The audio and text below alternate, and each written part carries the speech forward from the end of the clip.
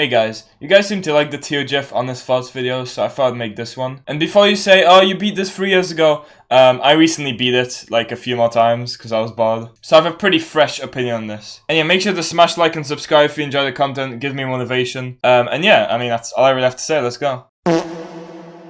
Floor 1 is just kind of like filler gameplay, to be honest. You have these wedges which are really easy, and then you have the 12 stud which is like the only hard jump of the floor. Pretty much everyone that's been in this tower has failed this jump at least once. And that's about it for floor 1. I mean, the rest of this gameplay is all filler and pretty much unfailable. Like actually just straight up REM gameplay. I think this floor is actually like 15 seconds long. I mean, it's fine, but it's just filler. You know, I'm gonna give it a 5. I mean, there's nothing wrong with it. Floor 2 also begins really easy. You have this like 10 stud wrap, which, ooh, that's terrifying difficulty, alright. Then you have whatever this is, and then you have these undergate conveyors. Now these conveyors at the start are really bad, so if you don't practice this, you're gonna fail them, but they get really, really easy. Then more filler, falling platform part, which is really easy. More filler flicks, which are once again like REM difficulty. And wow, you're already on floor 3. Yep, that's about it. I mean, it's decent. 6, I guess. Okay, floor 3 picks up the difficulty a little bit. I still didn't say it's like anywhere near terrifying, but I mean, it's a bit harder than the first two. I mean, this wrap of a half stud is probably the hardest jump so far besides the floor 1 12 stud, so I guess there's that. I don't know what this part is right here of the invisible gameplay. I mean, it's just kind of pointless, but I mean, it's easy, I guess, so it's fine. Then really easy wraps, really easy head hitter, some tightrope thing, and then this part, which, I mean, you just skip it. And wow, you're already on floor 4, wow. Yeah, floor 3 picks up difficulty a little bit, but not much. I mean, the floor's fine, I'm gonna give it a 5. Floor 4 starts off with this like little part, which I actually really like the gameplay just right here. And then going down this little hole right here is actually pretty fun. Now this ball gameplay, it's not really hard, but it is kind of bad. And this part, like, just skip it. I mean, it's pointless anyway. Then some random half stud against the wall, and you're already on floor 5. I promise that's the last short floor. Anyway, floor 4 once again, it's okay. I don't like the ball gameplay, but yeah, I mean, it's fine. I'll give it a 5. Right, then we have floor 5, which is the longest floor, I think? Yeah, this floor's pretty long.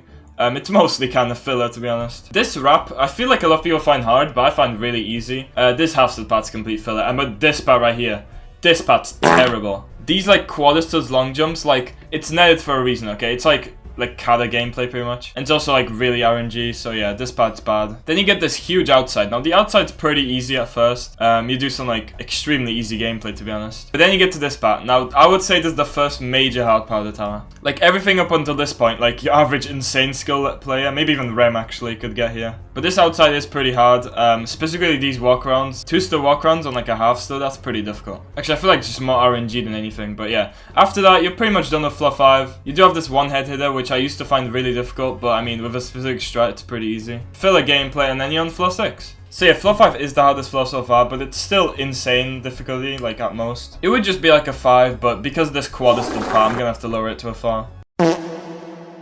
Floor 6 starts off with probably the most filler part of the whole tower. Yeah, these flicks are like challenging difficulty. And this part sure does last a while for some reason. Then you have these wraps which are really easy, to be honest. However, then you have to land on this fin stud, which you get like kind of a net below you, but there has been times where I failed this. And it's not really gameplay, to be honest, so yeah, this part, Then you have the spinner, which the spinner part's really easy. Then you have walking gameplay, and then you get to the main bad part of the floor near the end. First you have this conveyor, which it does get pretty easy, but you just kind of hold jump, but it's still indicated, and yeah, it's kind of bad. And then these fin studs. These fin studs are complete RNG, okay? There's nothing else to them. It's just RNG gameplay. And then you're on floor 7. So yeah, just because of the RNG fin studs, I'm gonna have to give this floor like a 3. And then we have floor 7, which, controversial take, in my opinion, is the hardest floor of the tower. It starts off with filler invisible gameplay and some wraps. But this flick right here, this flick might be my most common fail in the second half of this whole tower. I think this might actually be the hardest part of the tower. I don't know why. Like, I don't think many people agree with this being the hardest. But that's just me. Then this fin stud part. Oh my god, what is the purpose of this part? Like, sometimes you just don't grab onto it. It's RNG. No, stop. Then you have random falling platform with no indication, which, oh, we love those. And then this outside. This outside, once again, not very fun gameplay, not gonna lie. It does become easy, but yeah, it's just not fun to play, I'm gonna be honest. You also gotta really watch your health on this, because it's very easy to die. After that, however, the floor is pretty easy. You just get some, like, pretty much filler gameplay, and yeah, it's fine. There's nothing wrong with it. This squeeze gameplay is this, like, particular skip that I used to try to do. But guys, okay, here's my advice if you're trying to play this tower. Don't do this skip, it's not worth it. The floor 8 squeeze wraps become quite a bit easier, okay? There's no point of skipping here. Anyway, then you're pretty much on floor 8, so yeah. Floor 7, I'm also gonna give it a 3 out of 10, I think. I think floor rate's honestly a big improvement in gameplay. It starts off pretty easy, and I'm not gonna lie, this squeeze into this gap is not very fun. But from there, as long as you know the conveyors, it's honestly a pretty good floor. There's an 11 star wrap right here, however, it's not really an 11 star wrap. It's just kind of like a long jump with a tilt at the end. Then you have the conveyor part, which becomes really easy. And then rotation. Now, all three of the rotations are pretty difficult. They're some of the hardest wraps in the tower, if not the hardest. Actually, the second one is the hardest wrap in my opinion. But it doesn't mean they're bad though. I think they're good. I don't know, like they're kind of difficulty spikes, but at the same time, they're the only thing that makes it like harder than insane. Then you have the spinner, pretty filler gameplay, random wrap. Random forgettable pist, I can't even think of because it's so forgettable. Then you have the outside. Now the outside's easy. You have this tightrope part, which seems kind of bad at first, but I mean, you can just align it, it's pretty easy to do. And the rest of the outsides, in my opinion, is all filler, like it's all really, really easy gameplay that you could find in REM towers, in my opinion. Oh yeah, and this bit right here, okay? If you fall here, don't be demotivated, okay? You can easily escape, it's not hard at all to escape this, okay? You literally just climb this thing. Then you have whatever this is, and you're already on floor 9. So yeah, floor rate might be my favorite floor of the whole tower. It's actually really fun to play, in my opinion. It's just a good floor. I'm gonna give that a 7 out of 10 for this floor. Floor 9. Now this is the floor that's wildly regarded as the hardest. I would say it's probably the second hardest. The start of it has this like slanted gameplay, which there's a really like consistent strat for, but if you don't have a strat, then yeah, this part's kind of bad. Then going down on this thing is kind of weird. I don't really like it that much. And then you have this part. Now this part's actually pretty easy in my opinion. It's just kind of the stress and the kill bricks that get people. Because the raw gameplay, I don't think changes. I think this part is like insane raw gameplay. I mean, there's nothing really hard about it. There's this like mirrored gameplay here, which is also really, really easy in my opinion. Then like half transparent gameplay, which I don't really know why it's half transparent, but it's still pretty easy. Then you have this conveyor piss, and then you have probably the hardest wrap of the whole floor. But then you get to the second part of this floor, and the second part of this floor is much easier than the first. Really, the only thing that's like noteworthy on this part is just this like slope downwards. But all you need to do is just get to the corner, wait, and then just walk off. That's all you need to do. And the rest of the floor is so easy. I mean, this exposure part is straight up like difficulty. And the floor ends with a 10-star wrap, which is in TOTS, by the way. So yeah, floor 9, another solid floor in my opinion. I don't think there's much wrong with it, besides the slanted gameplay at the start. I'm gonna give it a 6 out of 10.